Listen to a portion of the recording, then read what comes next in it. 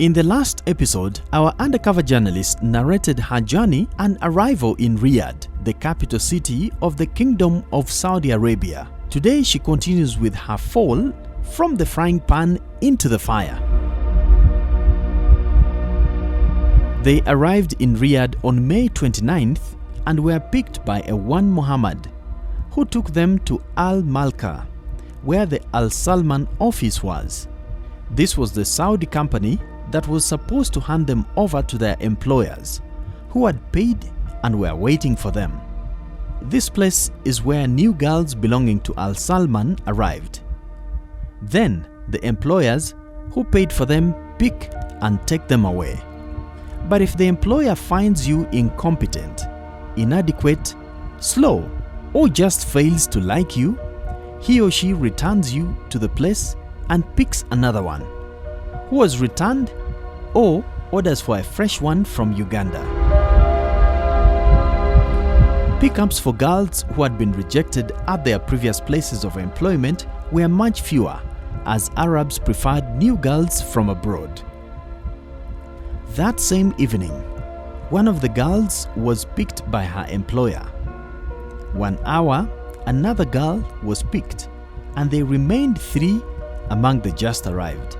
They stayed on the first floor adjacent to the office, close to the Filipinos, Indians, Bangladesh, and surprisingly, they all discriminated against Ugandans because of their skin color. They didn't want to share anything with them, yet they were all in Saudi to look for jobs as housemaids. There was a Ugandan lady called Doreen who stayed around the apartment on the second floor.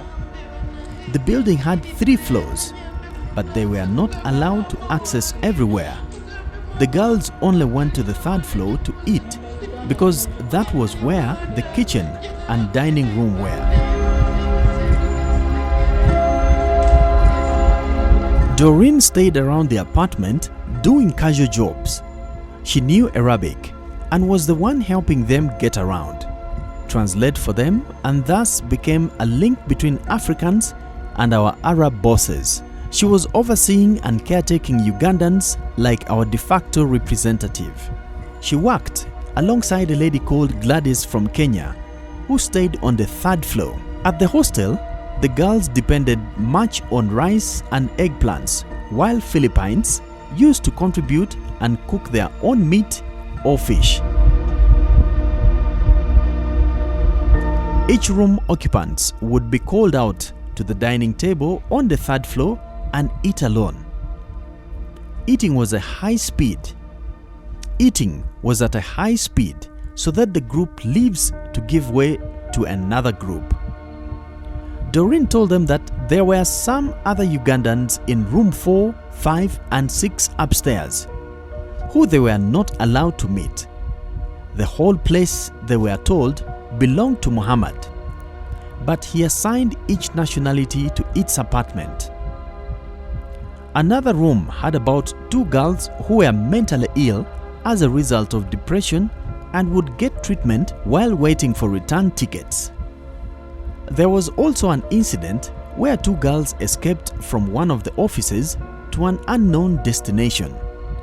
That was why Muhammad ordered the entrance door to remain locked all the time. Each girl keeps her own passport, so those who want could escape. She was assured that her boss would pick her anytime because by the time she left Uganda, she was fully paid for. The 3 girls they found at the hostel narrated to them their experiences with Saudi bosses, and she thought they were exaggerating the difficulties to justify their failure to keep their jobs. Otherwise, more than 200 girls were brought in by Al Salman company. How come only 3 had failed? On the 3rd day, she couldn't keep waiting anymore. She went to the office and confronted one of the staff about what was happening. They told her they were going to find out and let her know. That very evening, Gladys, the Kenyan girl who was helpful at the office, came with her passport and told her she was needed in office.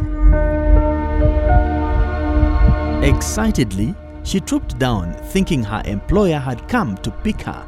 She found Muhammad, the director of Al Salman Company, waiting for her. He gave her to an old man to take her somewhere. The old man asked her to carry her luggage to the car and told her to sit behind on the side of the driver's seat. She wondered why all the specifics unless he wanted to keep monitoring her throughout his driving mirror. He drove a long distance. In fact, long enough for me to conclude that he was her employer and was taking her to work. There was no conversation between them. She tried to say something, but the way he smiled back showed he never knew any English word. He actually tried to communicate with her, but used Arabic, which she couldn't understand. About 40 minutes later, they reached some place. It was already night, at around 7:30 p.m. The Arab who drove her to this place backed out some instructions and she was responding according to her gestures. She got her bag out. She followed him to a certain office.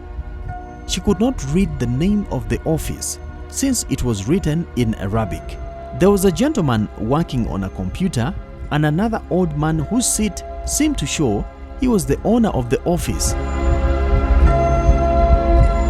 The Indian boy, who must have been a messenger, kept entering and leaving.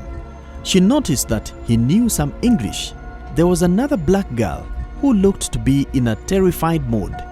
She had a small backpack. After waiting for about 4 hours, the office was about to close. The man who looked like a boss asked why she was not being worked on. Her passport was again taken out. Unlike the others, she was not given that document. The messenger was directed to take her somewhere instead.